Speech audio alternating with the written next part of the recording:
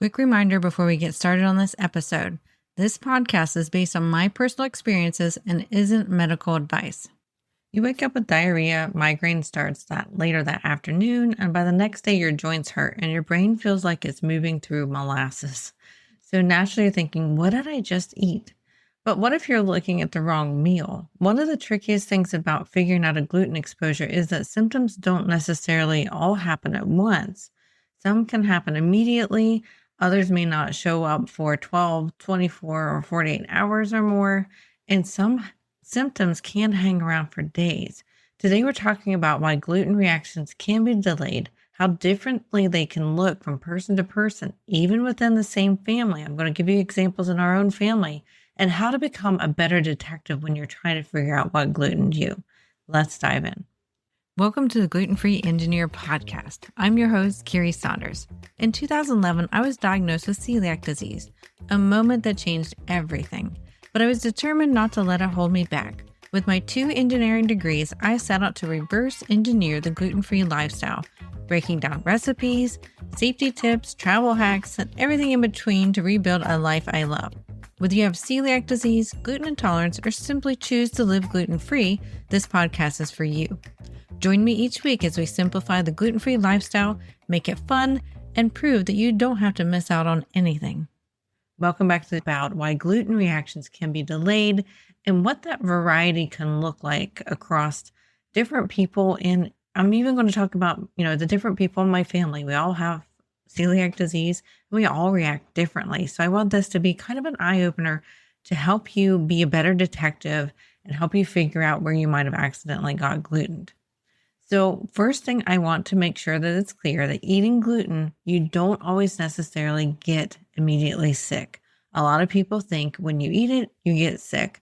This is why it's also easy to misdiagnose and not diagnose celiac disease or gluten intolerances, because sometimes the reaction is delayed. You could be having a reaction from gluten a few days later, hours later. It's not necessarily right away.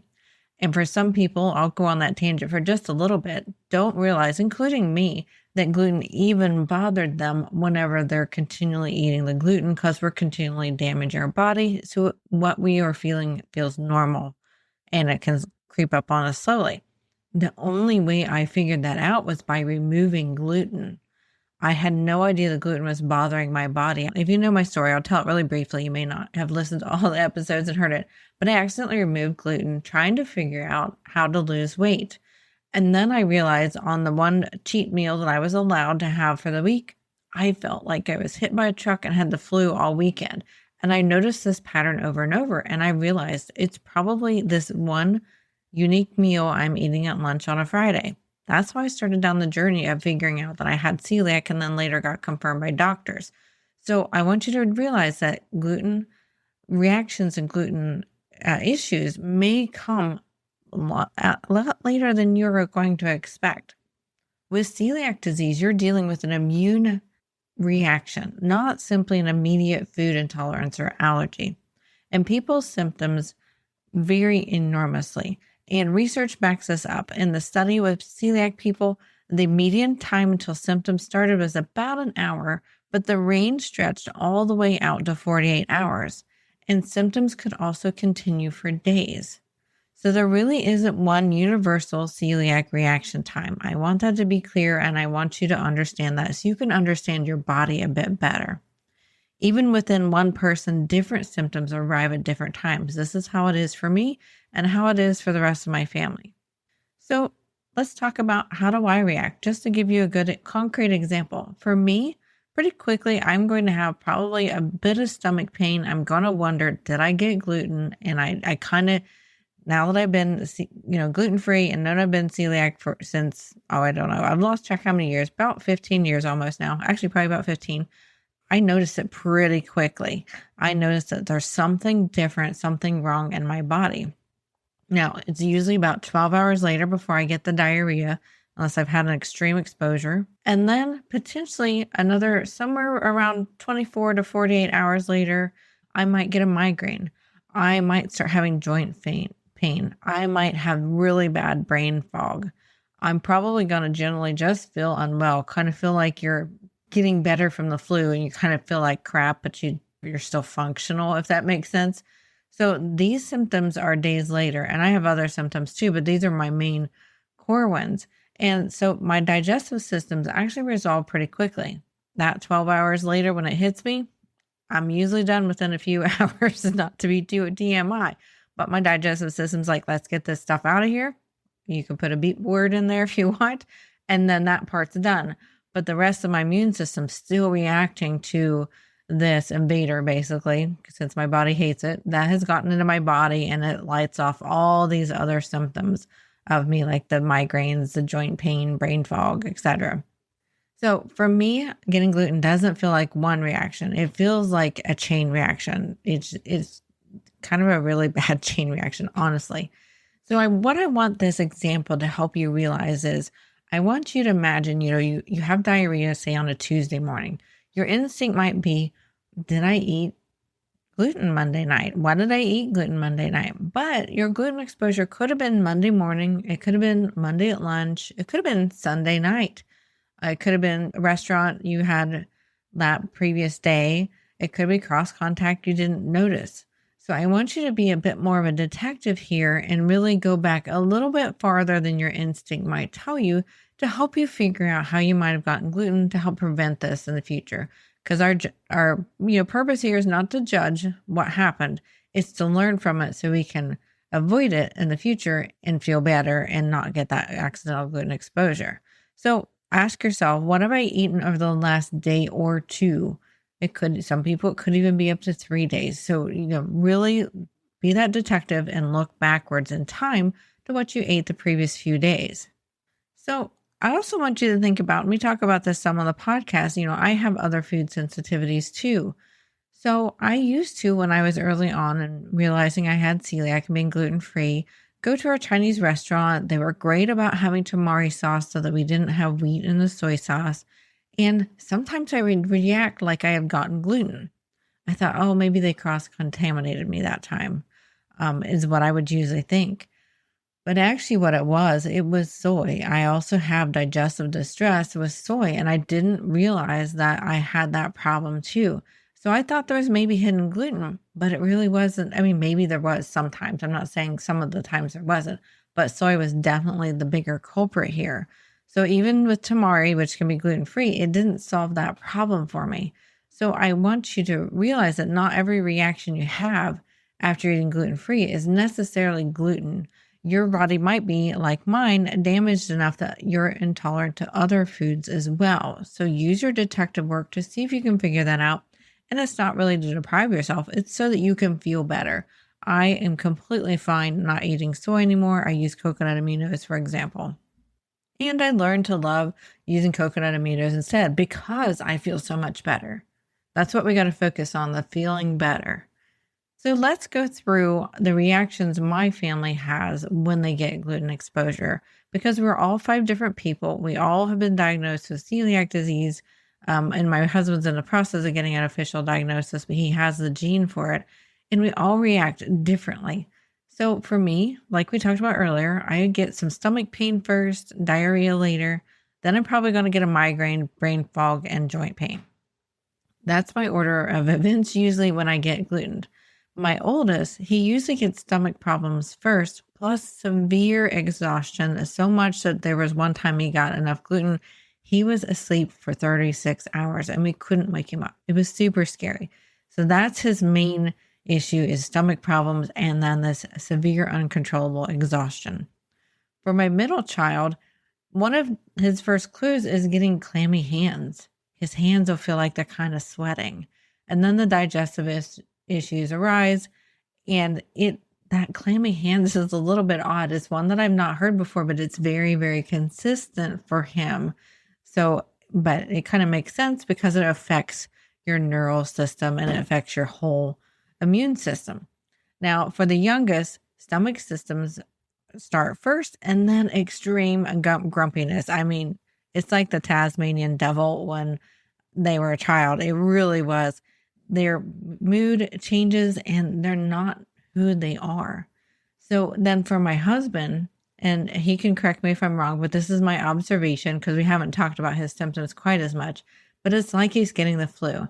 He generally feels unwell, followed by digestive problems the next day. His pain, it will increase. He's not going to feel good. He kind of is like he's walking through mud. His brain's not working quite as well. So it's 5 different people, same disease, same household, but completely different clues.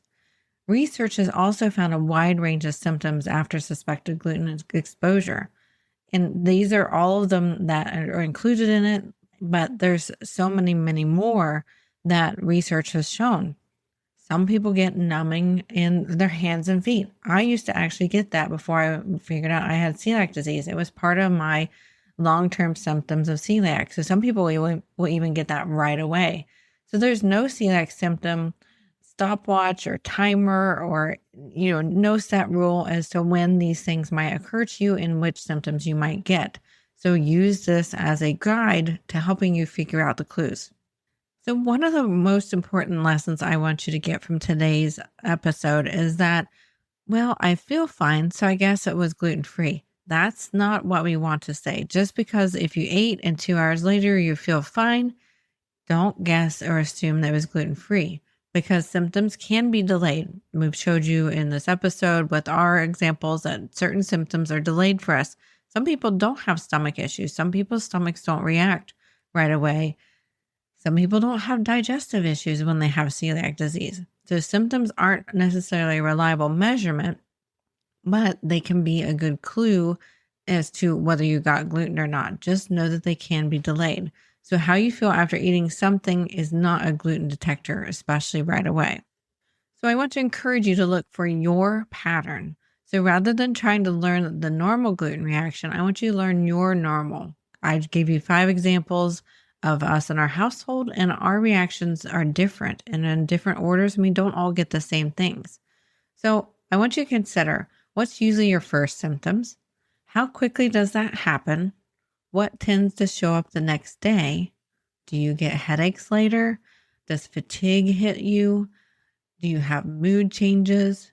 How many days does your reaction typically last? And each of the different reactions, each of the different symptoms, how long do those typically react? So one thing you can do is use a simple note app on your phone. Start logging what I ate, where I ate, when your symptoms started, what symptoms appeared, and how long they lasted. So don't obsess over this, but I want you to do some detective work if you're having these problems and having a puzzle as to when you get gluten. It can really help you start identifying patterns. So those of you who are listening who have non-celiac gluten and wheat sensitivity, they also report in studies gastrointestinal and extraintestinal symptoms, and that might develop within hours or days after consuming gluten or wheat-containing foods. However, science around the non-celiac gluten sensitivity is a lot less clear, so it's hard for me to find good research on this. And they are still investigating whether the gluten itself or the other components of wheat or a combination of factors are responsible for the symptoms in different people. So if you're non-celiac and you're having similar symptoms like this, always discuss them with your doctor just to make sure that you aren't celiac too, and to also just help you figure out how to deal with your non-celiac sensitivity. So in recap, one thing I want you to remember is the thing you last just ate isn't necessarily the thing that glutened you, and your reaction may unfold over hours and maybe even days. So I want you to keep that in mind when you're doing your detective work. Take those notes on your phone app so you can really work to help figure out where you might be accidentally getting gluten so that you can solve that and help yourself feel much better. Thank you for listening to this episode of The Gluten-Free Engineer. If you found value in this story, please share it with someone who might need encouragement on their own gluten-free journey. For more tips, recipes, resources, and even links to my YouTube channel, head on over to theglutenfreeengineer.com. It's your one-stop hub to make gluten-free living simple, fun, and full of flavor. And don't forget to subscribe so you never miss out on an episode. And we will see you next week. The Gluten-Free Engineer podcast is for informational and entertainment purposes only. I share my personal experiences and stories about living with celiac disease and navigating a gluten-free lifestyle. This podcast does not provide medical advice. Always consult with a qualified healthcare professional for medical questions, concerns, or advice specific to your health. Before we continue, I'd like to introduce you to a service that I really love, the Dinner Daily. It's a meal planning service that makes gluten-free life so much easier, especially for busy families.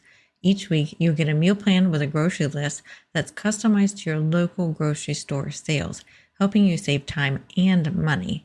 You can fully tailor your plan to fit needs and select other food sensitivities and food preferences, and you'll still get one simple menu the whole family can enjoy.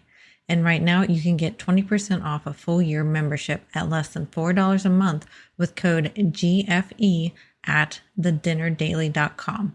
No more what's for dinner stress, just simple family-friendly meals made for the way you eat. Now back to the show.